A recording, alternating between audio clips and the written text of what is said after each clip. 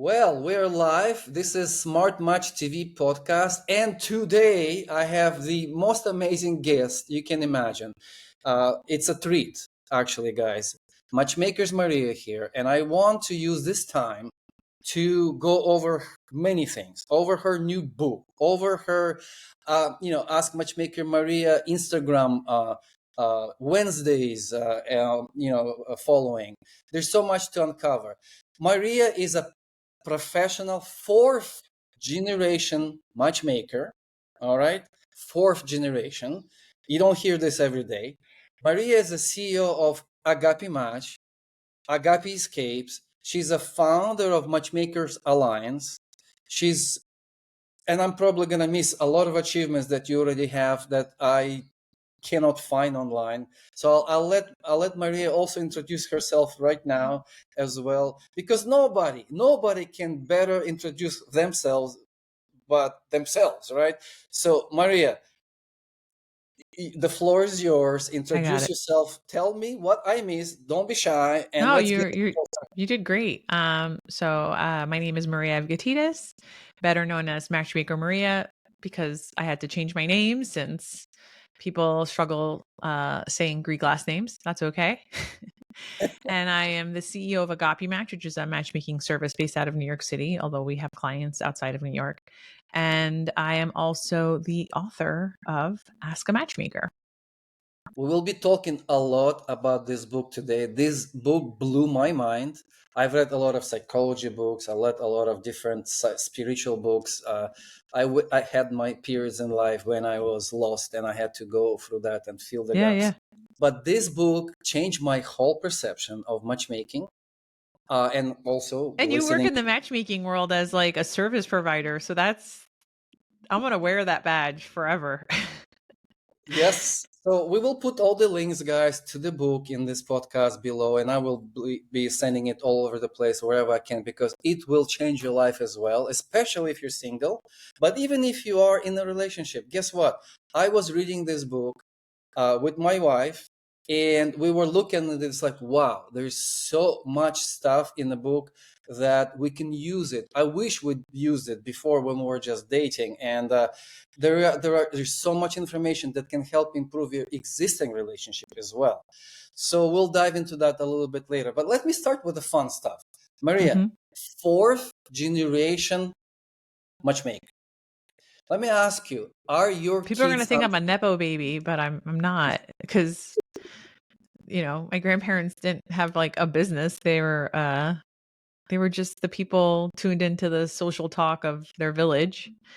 Every village in Greece had a matchmaker, maybe two. So it's funny because non-Greeks,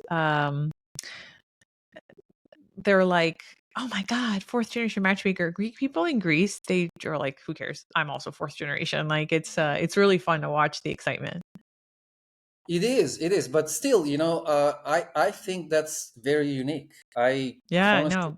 I don't see this every day around there. I'm a fourth generation or even second generation. And Yeah. I know your mom even worked for your business. Only for 2 2 weeks, whole weeks. That's all she got. 2 whole weeks until she was like, "No.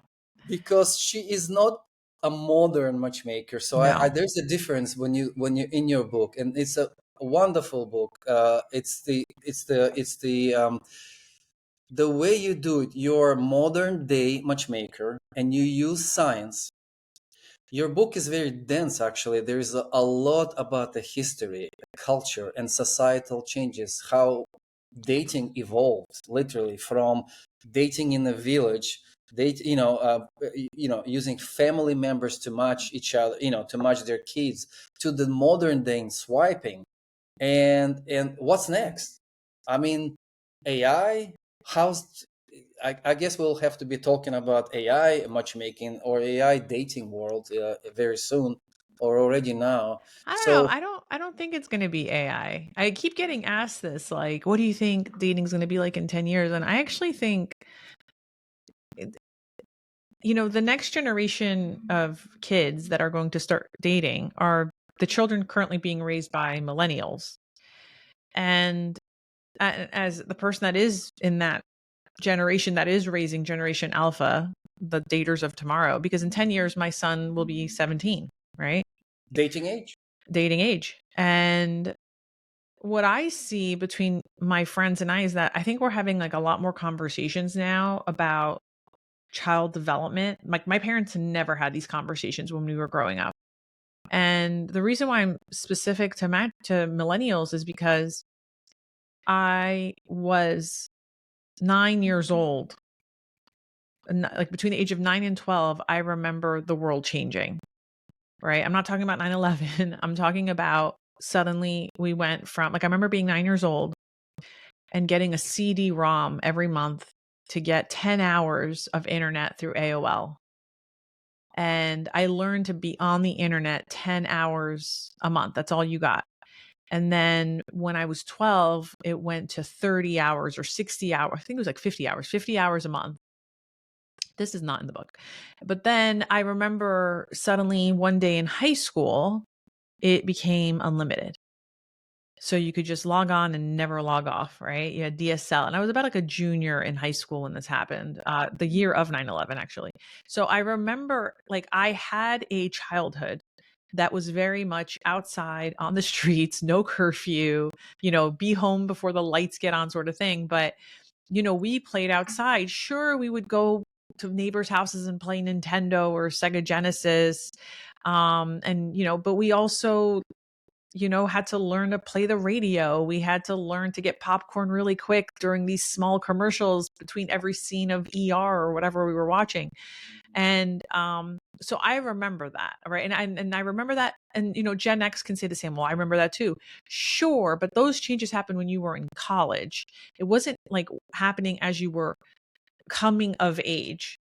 And that coming of age is really important because, as I mentioned in the book, like I remember not online dating in my early 20s because it was not something that I necessarily did. It was still kind of taboo. Like not everyone was on it. It hadn't hit that critical peak of people.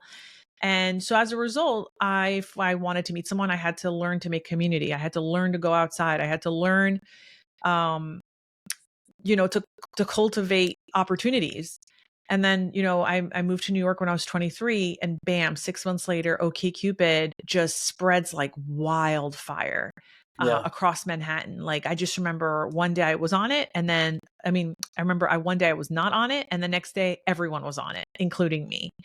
And I remember that so well. Like it was like the fall of 2008, and just seeing that it was just like a wild, like it just took over. And I think it's, we were getting Blackberries, people, it's just this was again before mass iPhone adoption. But because I was 23, I wasn't Gen X who was 30. I remember early dating without the internet. And then I remember how everything changed.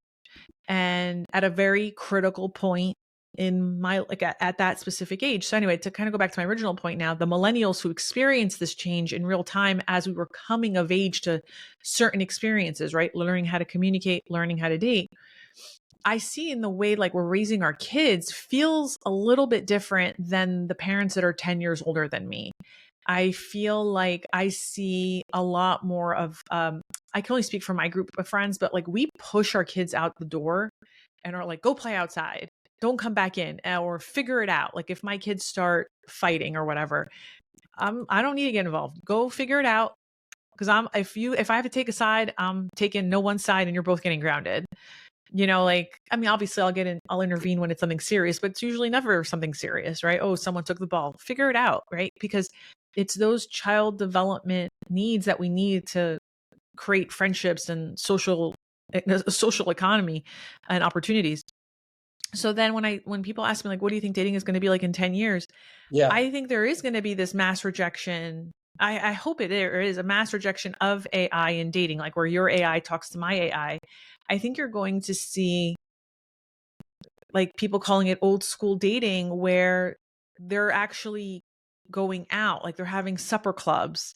They're getting more involved in their like YMCA or their JCC or whatever community centers near their house where they have lots of activities.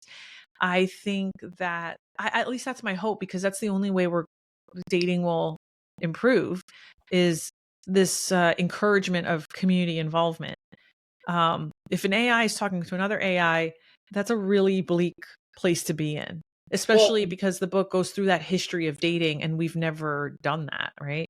we have never done that before, and but you in your book you really place a lot of focus on circles, and with time, the way we build communities or the way we participate in communities, I guess, is evolving, right?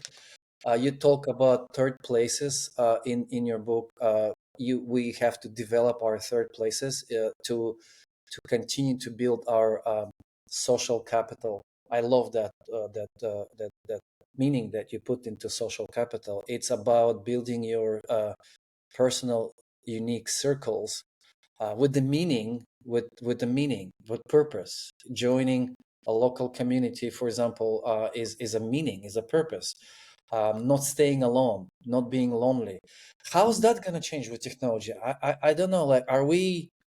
I think we're going to crave to be in the real life versus, like, it's like always the opposite, right? Always the one extreme, then you are going to tend to navigate to the other extreme.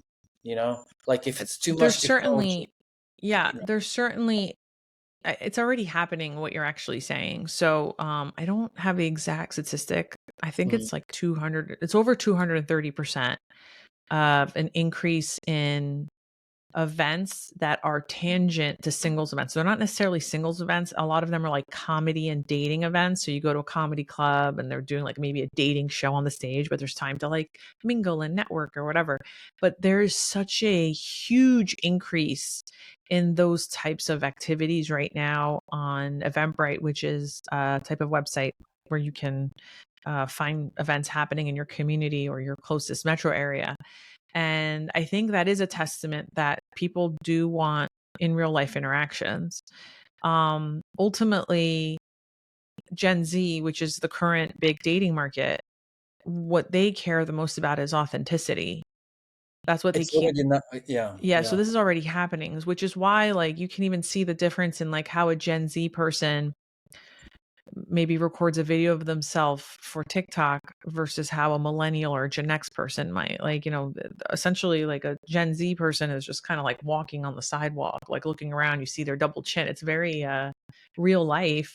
And then whereas you see like maybe a millennial or a Gen X, they'll set up the camera, they'll look into the camera, like they have that little millennial pause because we learned that we have to wait for the red light to get on before we can start speaking, right?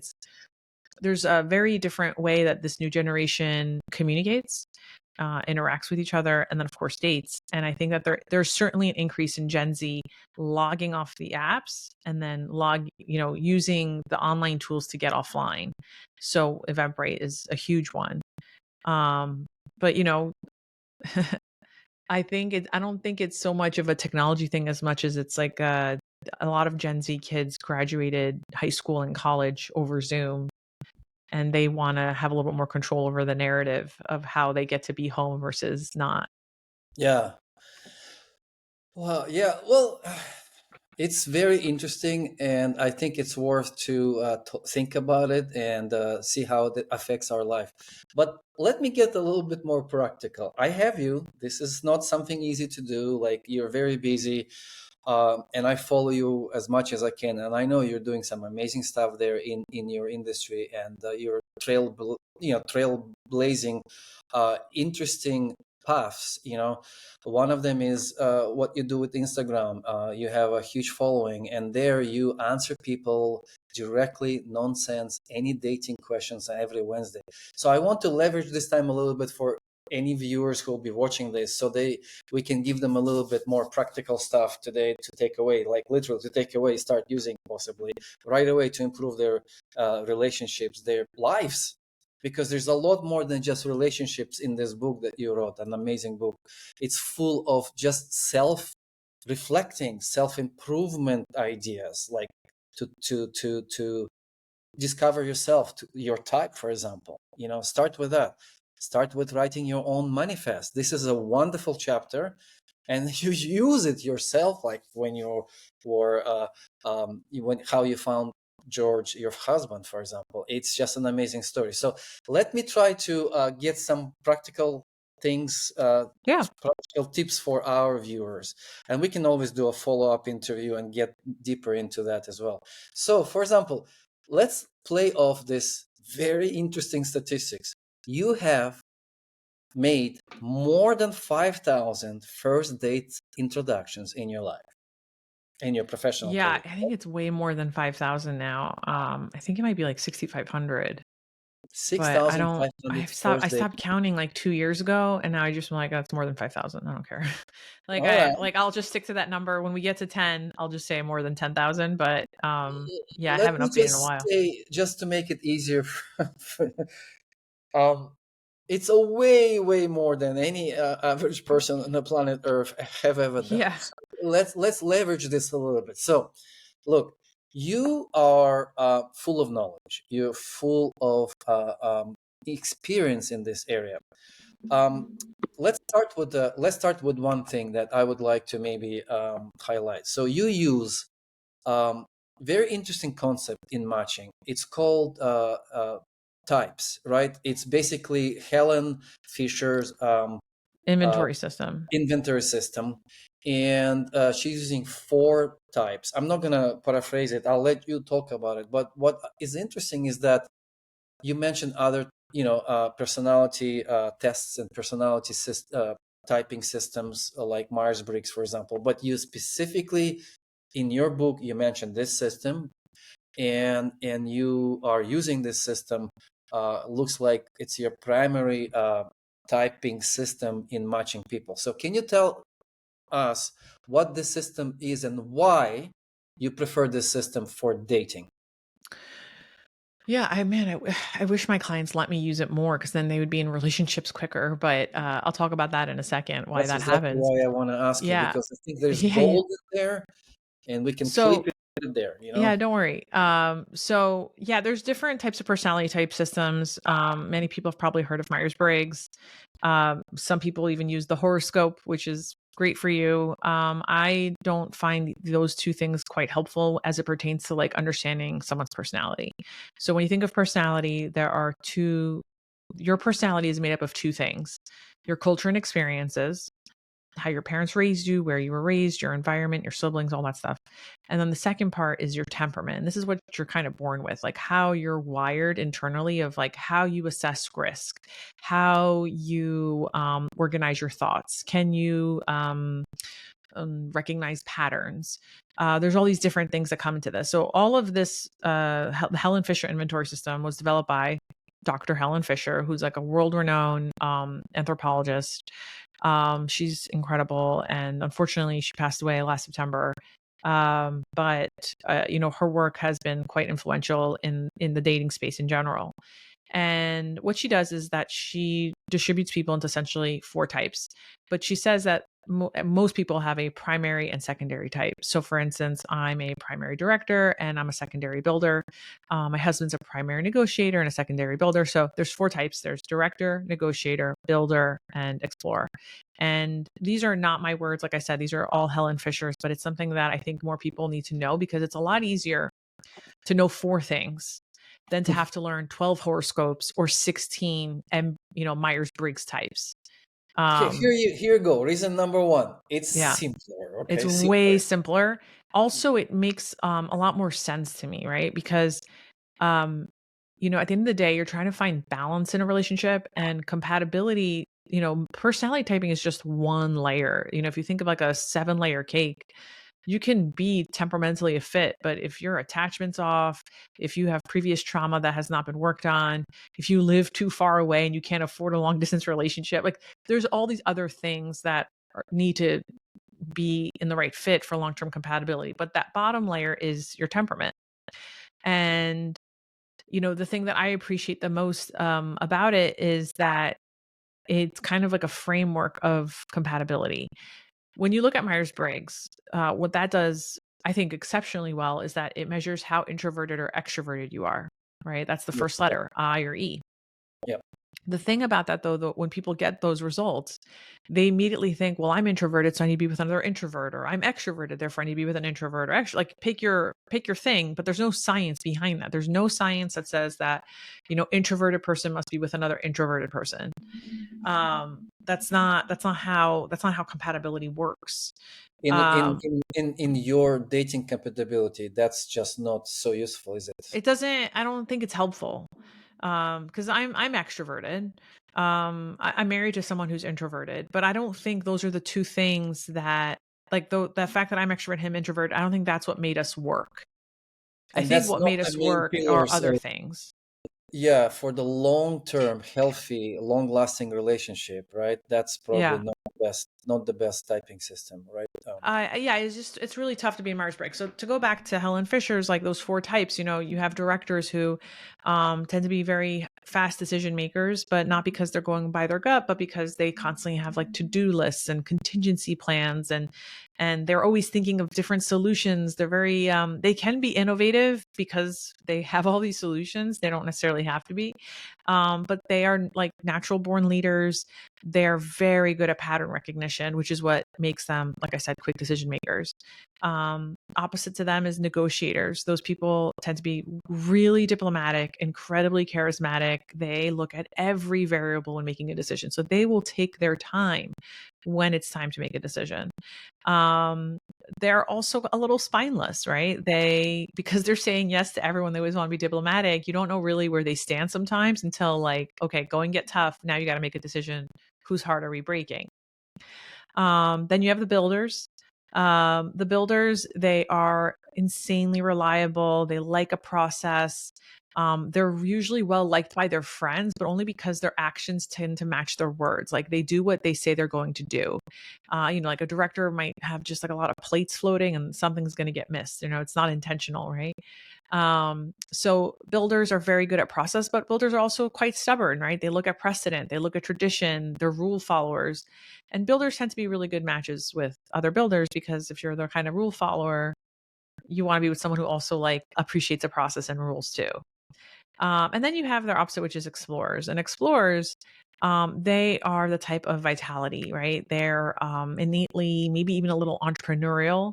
I'm not saying you can't be an entrepreneur in all the other three. Absolutely, you can. There are many entrepreneurs that are builders, negotiators, and directors. I'm just saying that like that quality of risk is inherent in a explorer. They are, I don't want to say they're more spontaneous, but they will definitely take their free time and make better use of it than I think the other types. So they're not the type that's going to just like binge watch something on the weekends. They might go for a run. They might go play a game.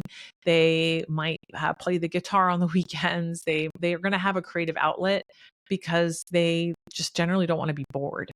And they don't want to be unhappy. And I think that's a really interesting way to kind of think of life because a lot of us will operate in careers or in relationships where we're kind of unhappy and you're just kind of like, okay, once I pass this day, things will get better.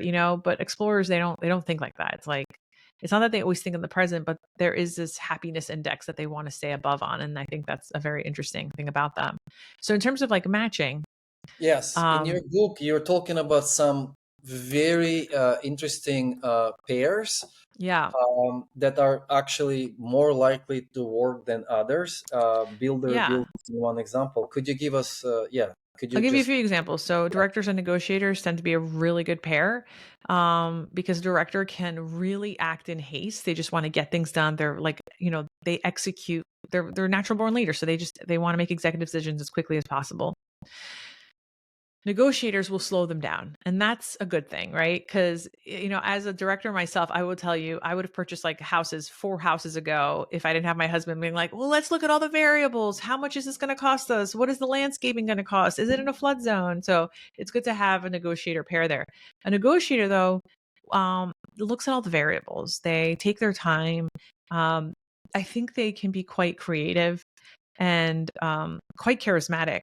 And so they do make a really fun, they're good listeners. So, that pairing can be really good because a director needs someone who is kind of balancing them out on energy a little bit. I've noticed even as a director woman myself, being with a director man, while the sex could be quite incredible in the first couple of months, the relationship always had the same conclusion, which was that we were both, I'm not an inherently competitive person, even though my temperament tells me I should be.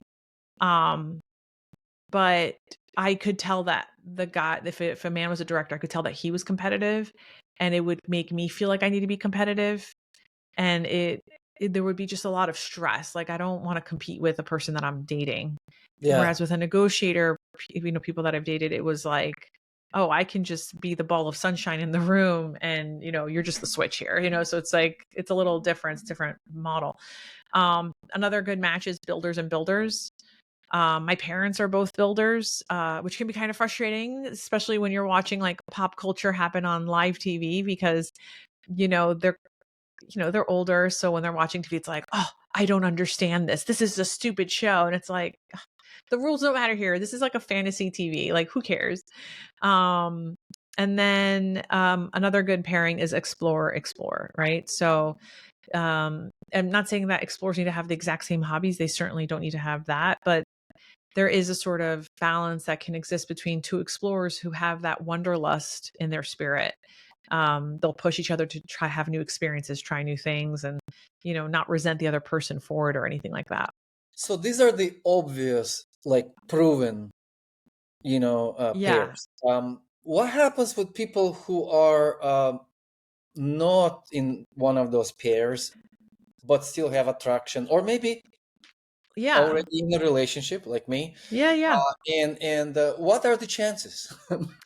I don't think there's bad chances here. I'll actually tell you that, for instance, my sister, she's a primary builder and her husband's a primary director, and they've had to communicate, especially after my sister learned about the system. When I was like, you need to like learn this, it spurs conversation of like, it's not that you're a bad match, but that there's a different temperament balance, and you need to be more aware of the kind of communication you need to have when you're doing things. So like, I'll give you an example. My brother-in-law, he loves to delegate, and he likes to be a planner. Director? Yeah, he's a director, and he likes to plan stuff, and he'll also maybe wait until last minute to get ready, because he's like, well, as long as I'm out the door at 11 a.m., everything is fine. And my sister, being a builder, she plans out her day, can't have any deviation. She doesn't mind that he's planning. That's great. But Builder. like, let's say, okay, we're gonna leave at 11. We need to start getting ready at 9:30 Right. to like make sure we're done by 10:30, just in case anything happens. And therefore we leave at 11. Like, and I think my sister had to have a conversation with her spouse. I mean, I know that they had this thought, and I think where she's like, you I know you want to wait until last minute, but when we are doing something together, me and you, I need you to be more mindful of your time. So that way I don't feel anxiety that we're not going to leave on time.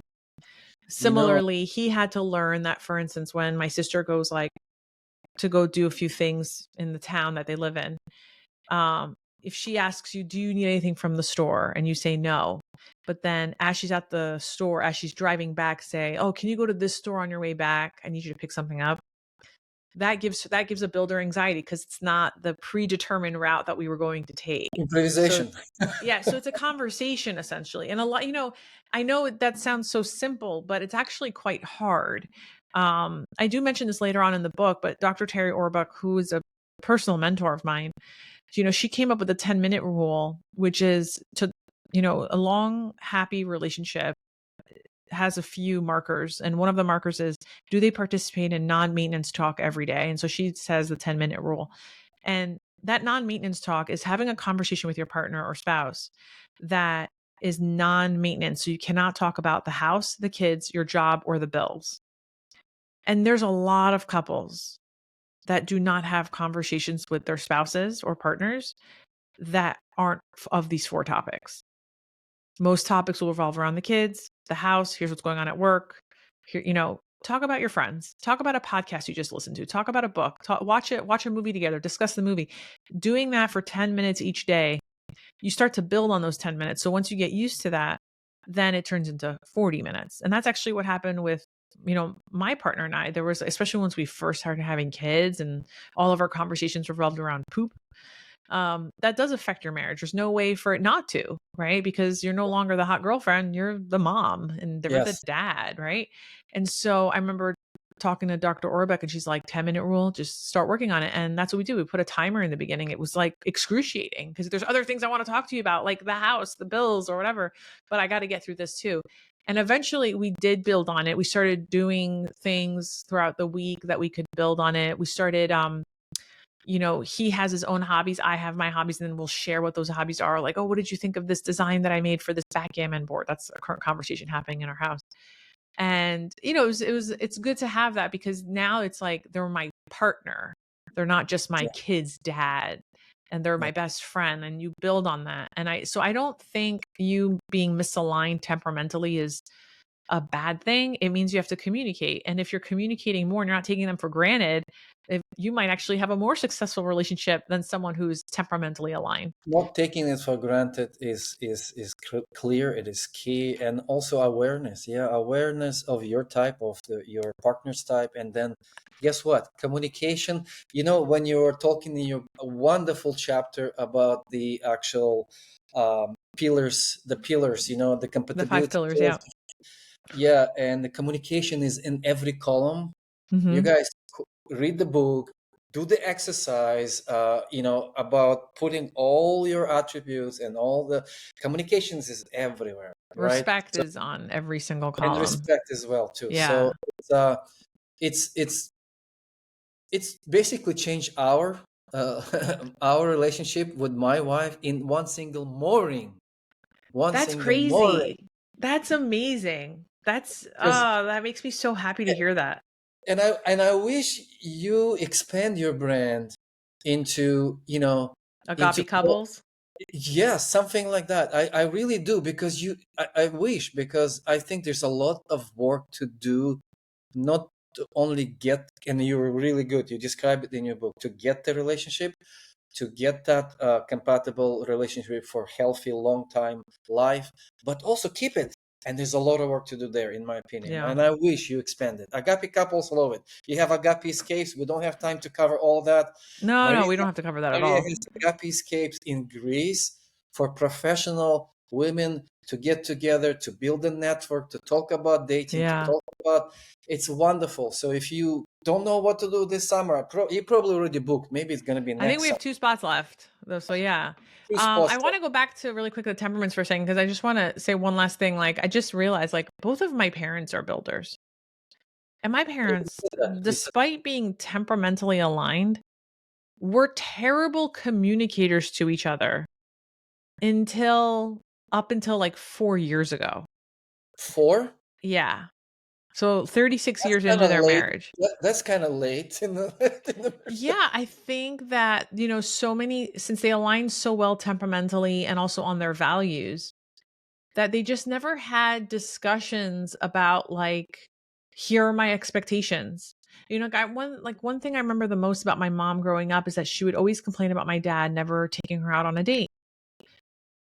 But I would also kind of be like, as I became an adult, I'd be like, why don't you plan the date? Or like, why do you have to wait for him around? Why don't you just take introduce your a expectations? initiative. I think that we should be dating, and you should be taking me out once a month to a nice restaurant where it's just me and you. Like, you could have said that. But I think she just expected my father to read her mind. Similarly, my dad, who, he was a car mechanic, he worked on his feet all day, 6 days a week. When he would get home, he was just collapsing onto the couch, and he was just tired, right? And He I retired. huh? Is he retired yet? He's retired now, yeah. He has more But time. he has more time, but it's interesting to see, like, my dad now, he has my dad has always had this thing of, like, whatever's the easiest path to get there, let's just do it. And then, like, if it's fine for me, then it's fine for everyone, which is a really inconsiderate way of going through life, because when you do things, you have to be right for everyone when you do with other things with other people. Yeah. And again, like, to go back to the temperaments, like, you can be aligned temperamentally, that doesn't mean anything. It's a question of awareness. Like, they haven't gone through this exercise. Right. You know, My it's a mom's reading my book now, yeah, and me too. she's And having I'm like a come to 2 years Jesus old. moment, I think. I think it's never late. And I will never thank you enough for writing this book, to be honest. And I wish people read that as soon as possible, because it doesn't matter where they are in life, in a relationship, in a good one and a bad one, looking for to find the love. It's just full of tips about how to find love, how to write your manifest. But before we move to manifest, and I don't know how much time we have. We might just do part two. But look, you said something amazing in your book about that you now pretty much can, in 90 seconds, you can determine somebody's type. Yeah. And then I think this is so wonderful. So if a client comes to you, they should find their type as soon as possible, and then determine the type, the type of the person they're looking for. So let's do an exercise on me. I kind of think I know Yeah. my type, but I Do think you you know already, your type? Have you taken the test? not this test. No, not yet. Okay. I just read the book. Give me a break. Right. But look, you probably can already give me an idea. I have an internal compass. Mhm. Probably can guess, but you'll probably be better at identifying it on the spot. So I know you beyond this podcast, right? Like we actually have like a friendship. And I have a feeling that you're a negotiator with like I'm 90% certain you're a negotiator. And I'll tell you why. I think you are very inquisitive and you like search things up very quickly. Like you don't assume to know things. And I also think that I also have a feeling you might be a little bit of explorer in you too, but I'm pretty sure it's negotiator. One of the reasons why I think you're also a negotiator is that you and I as professionals have I say this in a very platonic way, we have chemistry. As a director woman, I have witnessed that in our industry when it's a director man, um again, like I don't like to compete with people. It's actually one of my biggest pet peeves. Um but I do see that like men will become competitive or the certain kind of words that they use are a little like off to me. It's like, okay, like relax. You're the leader. It's okay, you know. And I've never had that with you. I've always felt like, oh, you know, if I have an idea, even if it's a stupid idea, which there's been plenty between me and you, Tim, um, Tim's gonna listen, Well, like some of them, actively some of them. listen, Wait, fully was listen, and then you like I think that's what negotiators that's like their superpower is that they're such incredibly they're such incredible active listeners. They take all the information in because they collect all those variables and then they digest it and then they reply back to what you just said, right? Whereas directors, they kind of, as you're talking, they're kind of figuring it out. They're not waiting for the conclusion. So that's one of the reasons why I think you're a negotiator because um, I've never felt that sort of charge from you. I'd be very surprised if you were a director, if I'm being honest. Um, I can yeah. tell So you, I can tell you, I it's also think you're introverted, but I know that doesn't have to do with the, well, the introverted part is there for sure. There is also, yeah. DISC, Yeah. Yeah. DICS. What's your disc? It's the I, so it's Yeah. very close to negotiator. Yeah. The predominant is the I, which is I think influencer, if I'm not mistaken. Hmm. And it has nothing to do with the influencer word today, the way we use the word No, no, influencer. I know what you mean. But it's more like negotiator, you think. And then I think you're right. There is a lot of explorer, which is kind of hidden and waiting for the right moment. But I tell you one thing, I have to learn the director. I had to learn and force the director in me for the Yeah, we purpose all of have like these four elements. So nobody's missing any of these elements when we think about temperament styles, but there are the two primaries, right? the primaries, right? Um Definitely I not the don't have to force builder at all. It's despite it being my secondary, I'm like I feel very comfortable being builder. a Yeah. builder. Yeah, I don't do everything that a builder does, but you know, loyalty and community are things that I really value the most. I've even been accused of being too loyal to you by some of my colleagues. Jesus. And I'm like, well, that's my, not only is that my director tendency, it's also my builder tendency because it's like, you know, I trust this person. Why would I not be loyal to like whatever offering they have that helps my business accomplish the goals that I have? Like, I'm not an explorer that needs to, well, I'll just make my own database. I'm like, Yeah. who has time for this? Like, I'm just going to delegate in the director and I'm going to be loyal like the builder so they keep a good product. And I think this is also showing to you, like anyone listening or watching this, how important understanding temperaments are, because it actually, you have to learn how to optimize your day to day with the people that you speak to. You know, like even when you meet little kids, like I'll meet some of my children's friends and I can immediately tell when someone's a builder, because the first thing they do when you walk through the door is they tell you the rules of the house. You know, that's such a builder kid thing, right? And I think that it's interesting to have that experience. You know, and I see now my kids, right? Like if you were to ask me what my kids are, I have a feeling that my daughter's a director just because of the languages coming out of her mouth. I'm like, okay. And I think my son is a lot like his father. I think he's a negotiator. Um, you know, he just takes his time. He wants to like learn. He wants to do different tasks. It's just, but who knows? It's very early with little kids Do to. they have any pressure, knowing No, that I don't you're want them to do this. the fourth generation? No, Like, do they, any one of them showing any? Look, you were no. matching at 5 years old. Okay, I you were was. I don't want my so kids so. doing this. This is a hard job. I'm surprised my sister even does this with I, I me. I bet your mom didn't want you to be a matchmaker. So My it's mom, it's such a different world, because when I told my mom thought I would do what her mom did. So she was like, "Oh, that sounds okay. So it was different. fun." It was different. Yeah, it was so different. And then when It's a she's tough got a job. It's a yeah, tough and job. then when she got a glimpse of what I did back in like 2015, 2016, she was like shocked. Yeah. And I think so, like, you know, it's funny, we're talking about the temperaments. And like I know I'm a good matchmaker, but I have clients who refuse to let me do my job. And I talk about this in the beginning of the book, where it's like when money is exchanged, you have to balance the wish list with a reality check.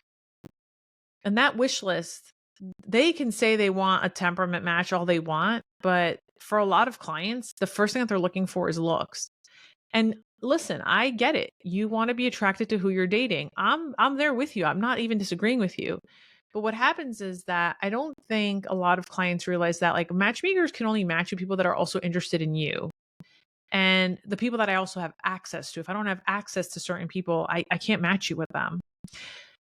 So some clients, I'm talking about like 20% of clients, they'll start getting hyper specific. They'll start talking about height and hair color, the body type. And I get it. Some people want thin, some people want curvy, whatever it is. But then sometimes they'll get even more specific than just saying thin or slender. It'll be like this dress size. Can And I it's ask like, you? Can I you know, ask you this for is not helpful to me. This is not going to help you get into a relationship in the pace that I want you to get into a relationship. In fact, I think the more specific that they get, the less likely they will be successful. what are your most memorable breaker stories? I think you mentioned it in the book and how it can be like really, really detrimental to a matchmaking process. Well, right now I What have a are the most client memorable? I who, don't want to say stupid. I just want to say memorable, just to replace the yeah, word. I've had clients The who, most ridiculous, let's say, the most ridiculous. deal breakers that you can. If they have something ridiculous, I try not to take them on, but sometimes clients don't tell you they're ridiculous deal breakers until like 2 months into the contract. And you're like, what?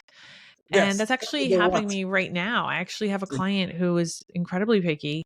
And maybe I can say this out loud of what those parameters are in case a woman hears this and is like, oh, that's me. Okay, Let me, maybe use another one. yeah.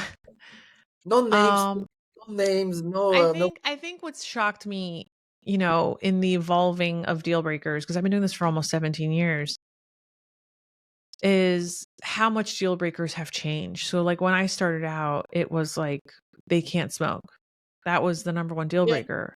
But okay. smoking has gone way down. Now nobody gives a shit at this point, right? So many people also smoke socially when they're having an alcoholic beverage. They do the pipes, how you Yeah, call it, yeah, the vapes or whatever. the vapes, yeah. Now, then, starting in 2016, the big deal breaker was the Trump deal breaker, and that stayed for a really long time. I thought it would. I was even quoted in the New York Times in the summer of 2016 saying, "I wish the election would just be over already." So this deal breaker can like leave my desk. I really thought that after the election in 2016, I didn't know who would win. But I really thought that people would stop talking about Trump in my office because I didn't want to talk about him. Why are we talking about And you politics and talk at dating? length about the political criteria, political, Yeah. Oh, it changed everything. And then the next big deal breaker was in 2021 when in the United States, Roe versus Wade was overturned. And suddenly you're getting, I was like meeting women who they may have voted for Trump. They're also like, but he should be okay with like women's body autonomy. And I'm like, yeah, this doesn't, that's now we're not living in reality. Right. yeah, Um, yeah, so it's been very interesting seeing the deal breakers ebb and evolve. flow Yeah, over the last few years. Um, I think the craziest thing that I've ever gotten is, a client telling me that they only want to date Vogue cover models. there you go. And I'm like, where am I supposed to meet those women? I'm not a modeling agency. That's good. That's good. That's all what I was looking for. Okay, that's a great Yeah, clip. those are like, I'm like, how did this become a deal breaker and not like an Right. attraction preference, Amazing. Look, I adore your advice. I know time is running, so just tell me how much more Yeah, yeah. time you have because I've got I definitely have another 15, and then this would be great I time. could do 15 more minutes. Yeah, yeah. Oh, Okay. okay. All right. So you have asked basically Matchmaker Maria anything Instagram Yeah. group or channel.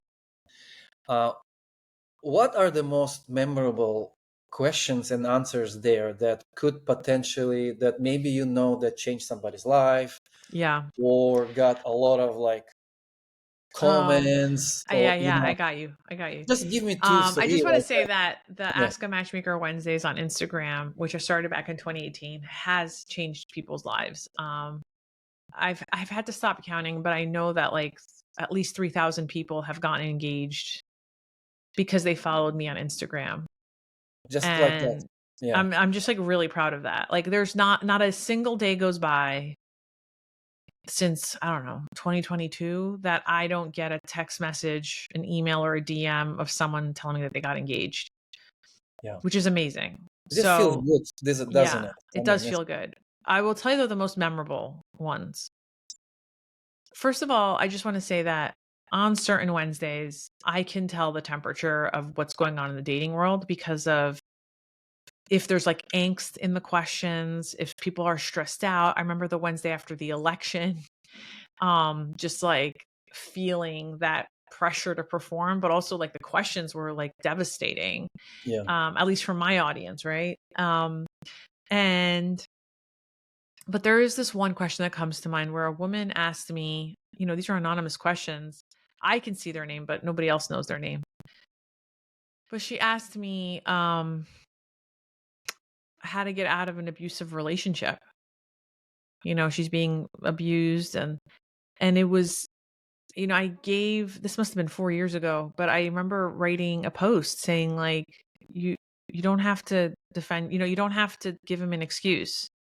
What I want you to do is call your best friend and tell them to come pick you up and just take whatever you can fit into a bag and leave.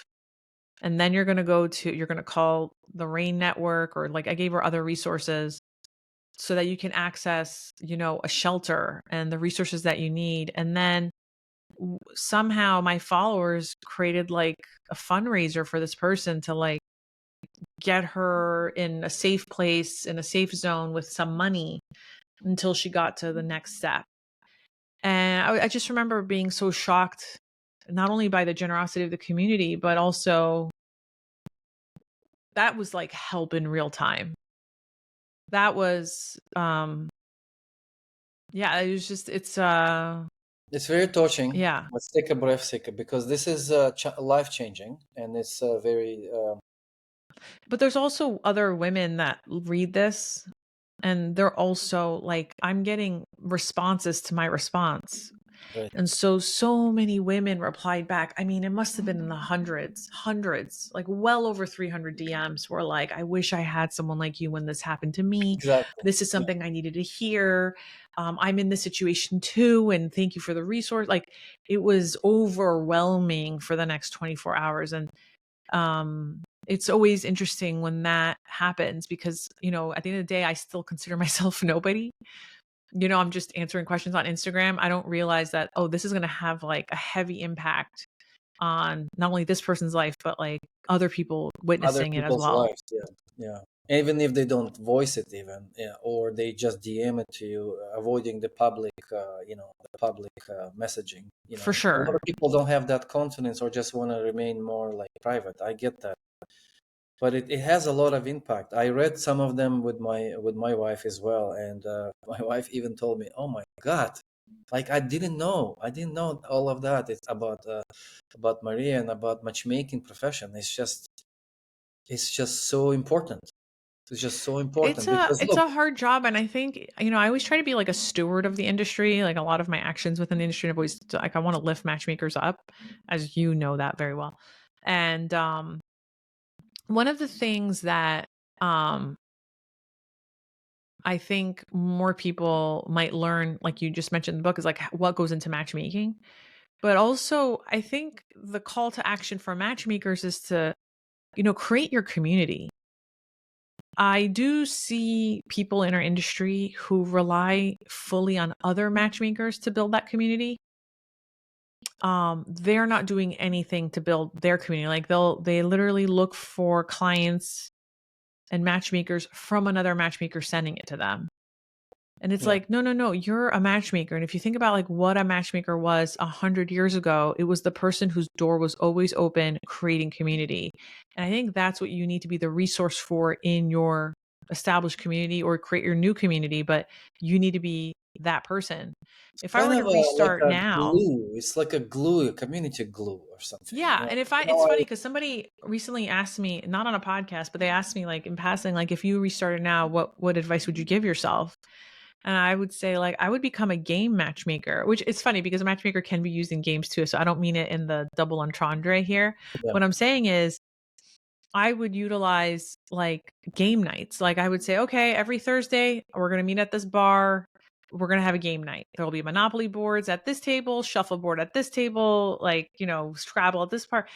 Create that environment where people can connect. And I don't know if you'll make money this way. I'm sure there's ways you could do it, but essentially you're trying to do like in-person events so that people in the neighborhood can meet, the pub, the cafeteria, you whatever it is. Like you have the only way to establish community is to create it. you're talking about coffee me. Coffee Is meets it, bagel. no, no, Oh, the cafeteria. cafe Is there a meal. similar thing from your culture? Because I feel like every culture has these Every things. culture has something. You look in. Like in You've been Ireland, it's the pub. right. UK too. Yeah. UK, Ireland is the pub. Coffee is a big everywhere in Morocco, in Turkey. Tea house maybe. Right. Tea house. Yeah. It's something. In Russia there is coffee now too. Coffee is But big. we don't have that here in the States. Like, and you and What people do are you like, mean? well, we There have is Starbucks. No, it's not the same thing. At Starbucks, nobody's talking to each other. Nobody's watching the game. everybody's on their Everyone's on thing. their laptop and like looking at you as you're ordering, Hopefully they're reading Ask Maria. ask a matchmaker. Ask I hope Matchmaker, so. Maria Wednesday or something, just to get some useful Oh, I'm info. so happy you like the book. I wasn't nervous, but I love the perspective of someone who's like in a relationship and married, Oh, experiencing this book. it's golden. There's the other thing I would love to ask you is to go over the 5 pillars of compatibility. We don't have the time. Before I ask that, if we have time, maybe we'll do it at the I end. could But do it. It's quick for me. I would like to ask you something before that, if you don't Okay. mind. The 12 date rule. Yeah. Okay, that is a killer in my opinion because that is such a easy to remember one, and it potentially prevents from so many uh, uh, problems in a dating realm, Experience. Yeah, yeah. in the dating experience. And why do you, and also kind of two questions in one, and why do you think sexual compatibility is the last one of all the other compatibilities on the list? And we can get now into other compatibilities on your Yeah. pillars, but that's kind of struck me, like, don't you want to sort of figure out if your future partner is sexually compatible with you, kind of some, not maybe the first thing, but Mm-hmm. somehow not quick. I don't want to sound like Right. bad, but not quick enough or I'm going whatever to give that you an analogy that I came up with. soon enough, Yeah. I'm going to give you an reasonable. analogy that I came up with to like make this make sense for what you're asking, because I know what you're asking.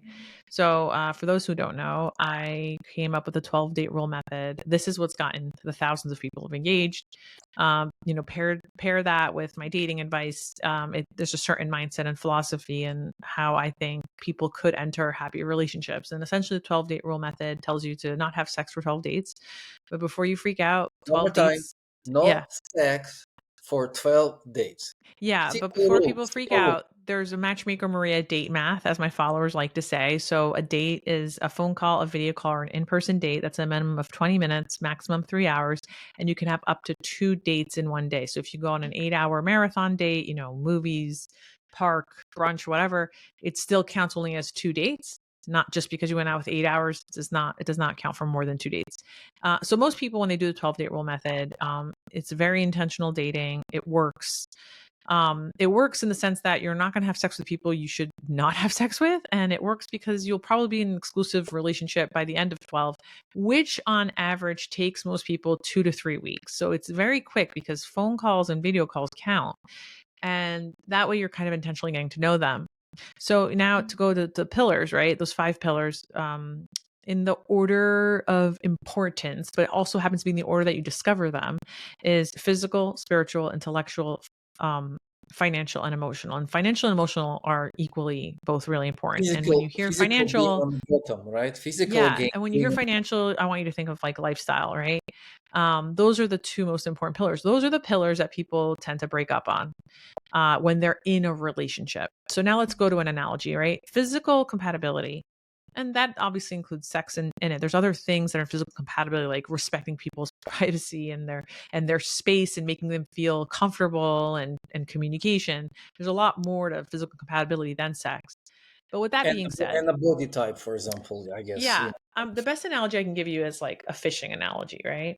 Let's say you're hungry and you need to go get a fish. What are you going to bring with you? You're going to bring obviously your fishing rod, but you have to bring bait. So your physical attraction, your physical compatibility is the bait, right? I obviously want you to be attracted to whoever you go on a date with, right? But let's say, okay, now you got a fish. Okay, you found a fish. Now you got to have the strength to reel it in. Now you got to take the hook out of the mouth. Now you got to put it in that ice box as quick as possible. Then you got to get back to dock, get it out, get it gutted, get it cleaned, get it cooked correctly so you're not giving yourself any poisoning. And then you have to consume it. And all those other steps are the other pillars, right? So, will you have the best fish of your life at the end? No. Are you fed though? Yes. Right. So, what I tell people is that, like, I hope you have great sex, but great sex can only happen if we're communicating and we're vulnerable. And to assume you're going to get that with a person you have sex with on the first date, that happens to people, by the way. It happens all the time, which is what is confusing, right? Sometimes we can have really great sex with someone who's terrible for us. So I want you to discover, like, well, are they terrible for you before you have sex with them? Because if they're not terrible and you can open up your communication patterns and you can be vulnerable with them, then the chances of you having really good sex, I'm not saying great sex, but really good sex is pretty high. But if you also give it time, like maybe you give it 6 weeks to like sync up a little bit, it can become great. And if it's not working, if you guys, if the two of you are just that misaligned, then you break up and you try it again with someone else. But at least now you know how to feed yourself, Yeah. right? I think that's, we've put sex as like, and again, I'm not prude. There's an entire section of the book called hoe phasing. But I think I didn't that, get to that yet, to be honest. yeah, but I'm it's in looking the same forward. chapter, I think, that you were just finishing. But what I'm trying to say is that I think that there is a place where we have to learn that just because you have good sex with someone does not mean you should stay with them. And just because the sex was not great, it was still good, but it was not great, doesn't mean it's doomed, right? There's a lot of talking, there's aids, there's all these things that you can do that can only happen if you establish channels of communication, which can only happen with time. Yeah, yeah. Well, I think to respect your time, I think we're basically at the top of the podcast hour. Yeah. I did my best, guys. I tried to get as much information. It's very dense book.